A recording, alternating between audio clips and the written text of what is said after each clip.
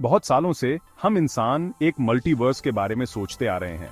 एक ऐसी जगह जहां हमारे जैसे न जाने कितने यूनिवर्सेस हैं। ये आइडिया सुनने में मॉडर्न साइंस का लगता है, लेकिन ये सदियों पुराना है। पुराने जमाने के फिलोसोफर्स और मिस्टिक्स भी इसके बारे में सोचा करते थे। मॉडर्न साइंस के आने से बहुत पहले फिलोसोफर्स और मिस्टिक्स इन्फिनिटी के बारे में सोचते थे। वो सोचते थे कि क्या हमारी दुनिया के अलावा और भी दुनियाएं हो सकती हैं। उनके पास इतना नॉलेज नहीं था, फिर भी उन्होंने उन जगहों को इमेजिन किया जो हम देख नहीं सकते। एंशिएंट इंडियन कॉस्मोलॉजी में बताया गया है कि यूनिवर्सेस बार बार बनते और बिगड़ते रहते हैं। ग्रीक एटॉमिज्म में कहा गया है कि ये दुनिया बहुत छोटे छोटे पार्टिकल्स से बनी है जो एक इन्फिनिट वॉइड में तैर रहे हैं। इन दोनों आइडियाज ने मल्टीवर्स को समझने की राह दिखाई। ये आइडियाज आज के साइंटिफिक तरीकों से नहीं सोचे गए थे, लेकिन ये दिखाते हैं कि इंसान हमेशा से यह जानना चाहता था कि क्या हमारी दुनिया के अलावा और भी दुनियाएं हैं। खास तौर पर एंशिएंट ग्रीक्स ने इन्फिनिटी के बारे में सोचा और यह समझने की कोशिश की कि इसका क्या मतलब है। उनकी डिबेट्स और डिस्कशंस सिर्फ एकेडमिक नहीं थीं। वो यह समझने की कोशिश कर रहे थे कि जिंदगी क्या है। एनाक्सिमेंडर जैसे फिलोसोफर्स का मानना था कि सब कुछ एक ऐसी चीज से बना है जिसका कोई आकार नहीं है और जिसे वो एपीरॉन कहते थे। डेमोक्रिटस और लुसिपस ने एटमिज्म की थ्योरी दी, जिसमें उन्होंने कहा कि यह दुनिया बहुत छोटे छोटे पार्टिकल्स से बनी है जो एक इन्फिनिट वॉइड में तैर रहे हैं। इन आइडियाज ने आगे जाकर साइंटिस्ट्स और फिलोसोफर्स को यह सोचने पर मजबूर किया कि क्या सच में और भी यूनिवर्सेस हो सकते हैं। यह सोचना कि हमारा यूनिवर्स अकेला नहीं है, उस समय के लोगों के लिए एक बिल्कुल नया विचार था। पुराने जमाने के थिंकर्स के पास ज्यादा रिसोर्सेज नहीं थे, लेकिन वो यह समझते थे कि यूनिवर्स हम जितना सोचते हैं उससे कहीं ज्यादा बड़ा है। वो सिर्फ रास्ता देखने या खेती करने के लिए स्टार्स और आसमान नहीं देखते थे, वो इन्फिनिटी को समझने की कोशिश कर रहे थे। मेडिवल स्कॉलर्स, जो क्लासिकल फिलॉसफी और रिलीजियस टेक्स्ट दोनों से प्रभावित थे, भी यह सोचते रहे कि क्या यह दुनिया इन्फिनिट हो सकती है। उनका काम पुराने और नए विचारों का मिश्रण था, जिसमें एंशिएंट विजडम को नए मेडिवल विचारों के साथ जोड़ा गया था। उदाहरण के लिए इस्लामिक स्कॉलर्स ने कई दुनियाओं के कॉन्सेप्ट को एक्सप्लोर किया, जिसके लिए उन्होंने एरिस्टोटेलियन और कुरानिक विचारों का सहारा लिया। उनका योगदान महत्वपूर्ण था, क्योंकि उन्होंने पिछली सभ्यताओं के नॉलेज को सुरक्षित रखा और उसे आगे बढ़ाया। यूरोप में रॉबर्ट ग्रोसेटेस्ट और निकोलस ऑफ क्यूसा जैसे थिंकर्स ने एरिस्टोटल के इस विचार को चुनौती दी कि यूनिवर्स सीमित है। उन्होंने यह कहा कि हो सकता है कि यह यूनिवर्स इन्फिनिट और असीमित हो। उनके विचार बहुत ही नए थे और उस समय लोग जो सोचते थे उससे बिल्कुल अलग थे। हालांकि मल्टीवर्स को लेकर ये सारी बातें सिर्फ फिलोसॉफिकल थीं और इनके पीछे कोई साइंटिफिक तर्क नहीं था, लेकिन इन्होंने आगे जाकर साइंटिस्ट को यह सोचने पर मजबूर किया कि यह यूनिवर्स क्या है। उनका सवाल करने और इमेजिन करने का तरीका ही वो चीज थी जिसने आगे जाकर साइंटिफिक रेवोल्यूशंस को जन्म दिया। उस समय के साइंटिस्ट जो सोचते थे उसे चुनौती देकर और यह कहकर कि हम इंसान जितना सोच सकते हैं यह यूनिवर्स उससे कहीं ज्यादा बड़ा है, इन थिंकर्स ने एक नए और बड़े यूनिवर्स का रास्ता खोला। उनकी विरासत ये दर्शाती है कि इंसान कितना क्यूरियस हो सकता है और वो हमेशा से यह जानना चाहता है कि यह यूनिवर्स कितना कॉम्प्लेक्स और अद्भुत है। अगर आपको यह वीडियो पसंद आया हो तो कृपया इसे लाइक करें, शेयर करें और सब्सक्राइब करें। 20वीं सदी की शुरुआत में क्वांटम मैकेनिक्स के आने से यूनिवर्स को समझने का हमारा नजरिया बदल गया। इस नई फील्ड की शुरुआत मैक्स प्लैंक, एल्बर्ट आइंस्टाइन और नील्स बोर जैसे साइंटिस्ट ने की थी। वो उन चीजों को समझना चाहते थे जिन्हें क्लासिकल फिजिक्स नहीं समझा सकता था। उनकी डिस्कवरीज ने हमें दुनिया को एक नए तरीके से देखने का मौका दिया। अब हम यह सोच सकते थे कि क्या हमारा यूनिवर्स अकेला है या ऐसे और भी यूनिवर्सेस हैं जिनके अपने अलग फिजिकल लॉज हैं।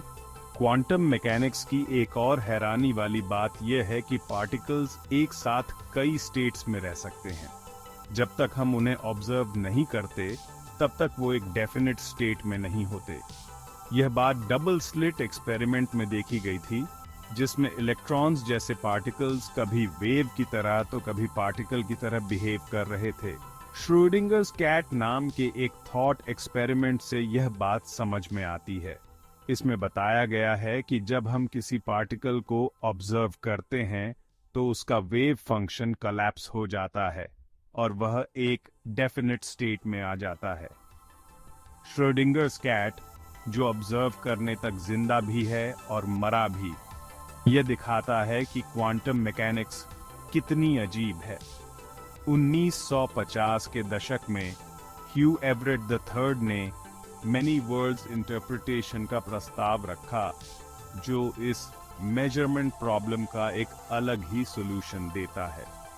शुरू में तो लोगों को एवरेट की थ्योरी पर यकीन नहीं हुआ, लेकिन अब कुछ फिजिसिस्ट्स इसे मानने लगे हैं।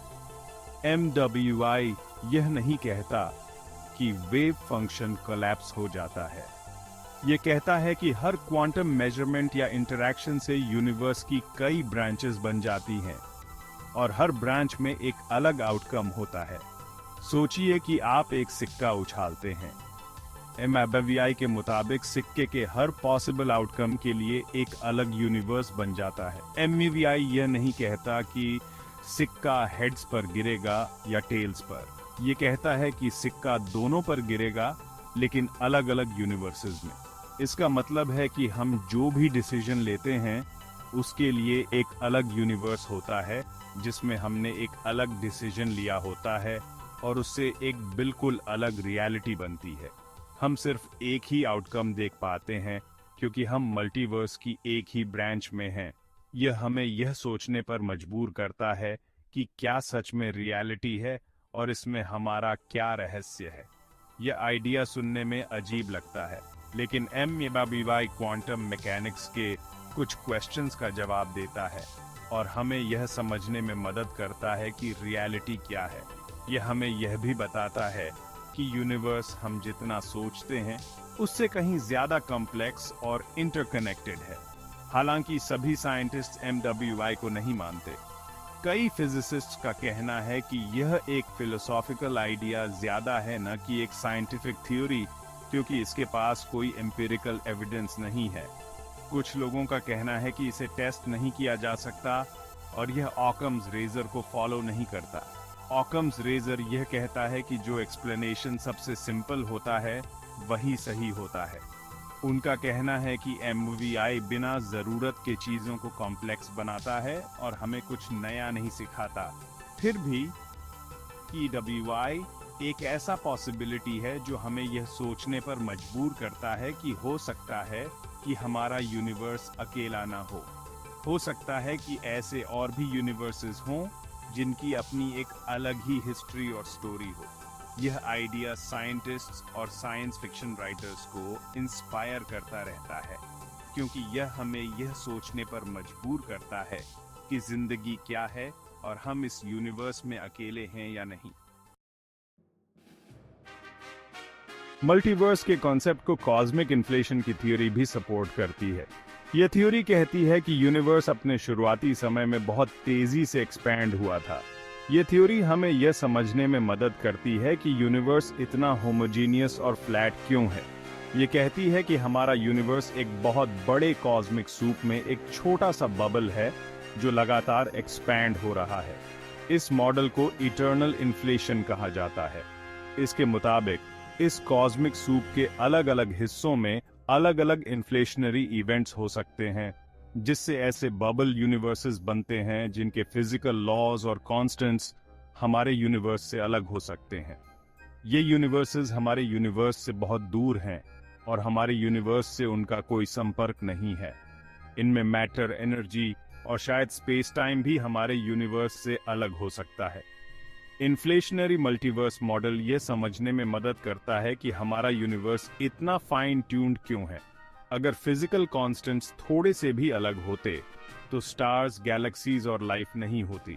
लेकिन मल्टीवर्स में इतने सारे यूनिवर्सेस हैं कि यह पॉसिबल है कि किसी न किसी यूनिवर्स में लाइफ के लिए सही कंडीशन जरूर होंगे। यह हमें यह सोचने पर मजबूर करता है कि चांस, नेसेसिटी और एंथ्रोपिक प्रिंसिपल क्या हैं। इन क्वेश्चंस के बारे में हम आगे डिस्कस करेंगे। हालांकि मल्टीवर्स अभी भी एक थ्योरी ही है, लेकिन कुछ ऐसे हिंट्स मिले हैं जो यह बताते हैं कि यह सच हो सकता है। ये हिंट्स हमें बिग बैंग के बाद बचे हुए फेंट आफ्टर ग्लो में मिले हैं। इसे कॉस्मिक माइक्रोवेव बैकग्राउंड रेडिएशन कहा जाता है। Cosmic microwave background radiation big bang के बाद बची हुई एनर्जी है। यह हमें बताती है कि बिग बैंग के 380,000 साल बाद यूनिवर्स कैसा था। साइंटिस्ट ने सीएमबी को स्टडी किया है ताकि उन्हें ऐसे एनॉमलीज मिल सकें जो यह बताते हों कि हमारा यूनिवर्स किसी और यूनिवर्स से कोलाइड हुआ था। इन एनॉमलीज में से एक है कोल्ड स्पॉट्स। ये हमें बताते हैं कि शायद अर्ली यूनिवर्स में कुछ खास हुआ था। सीएमबी में टेम्परेचर फ्लक्चुएशंस भी हमें यह सोचने पर मजबूर करते हैं कि क्या हमारा यूनिवर्स मल्टीवर्स के किसी और यूनिवर्स से इंटरैक्ट हुआ था। अगर हमारा यूनिवर्स एक बबल है तो हो सकता है कि यह किसी और बबल से कोलाइड हुआ हो। सीएमबी में एक कोल्ड स्पॉट है जिसने सभी को हैरान कर दिया है। यह एक ऐसा रीजन है जो बाकी स्पेस से ज्यादा ठंडा है। हो सकता है कि यह किसी और यूनिवर्स के ग्रेविटेशनल पुल की वजह से हो। किसी और यूनिवर्स का ग्रेविटेशनल पुल सीएमबी को डिस्टॉर्ट कर सकता है और उससे कोल्ड स्पॉट्स बन सकते हैं। यह थ्योरी अभी सिर्फ एक स्पेक्यूलेशन है, लेकिन यह हमें यह सोचने पर मजबूर करता है कि क्या हमारे यूनिवर्स के आसपास और भी यूनिवर्सेस हैं। हालांकि यह एक कॉन्क्रीट प्रूफ नहीं है, लेकिन यह हमें मल्टीवर्स के बारे में और जानने के लिए इंस्पायर करता है। ग्रेविटेशनल वेव्स की डिस्कवरी ने हमें मल्टीवर्स को स्टडी करने का एक और तरीका दिया है। ये वेव्स स्पेस टाइम में रिपल्स होते हैं जो किसी मैसिव ऑब्जेक्ट के एक्सेलरेट होने पर प्रोड्यूस होते हैं। ये वेव्स हमें अर्ली यूनिवर्स के बारे में इंफॉर्मेशन दे सकते हैं। ग्रेविटेशनल वेव्स को आइंस्टाइन ने अपनी थ्योरी ऑफ जनरल रिलेटिविटी में प्रेडिक्ट किया था। ये वेव्स हमें ऐसे इवेंट्स के बारे में बता सकते हैं जिन्हें हम देख नहीं सकते। इन वेव्स को एनालाइज करके साइंटिस्ट्स यह जानना चाहते हैं कि क्या अर्ली यूनिवर्स में ऐसे इवेंट्स हुए थे जो यह बताते हों कि हमारा यूनिवर्स किसी और यूनिवर्स से इंटरैक्ट हुआ था। ये वेव्स हमें अर्ली यूनिवर्स के बारे में बहुत कुछ बता सकते हैं। हर नई डिस्कवरी हमें यूनिवर्स के सीक्रेट्स के और करीब ले जाती है। ग्रेविटेशनल वेव्स में मौजूद फेंट सिग्नेचर्स हमें अर्ली यूनिवर्स के इंटरैक्शंस के बारे में बता सकते हैं।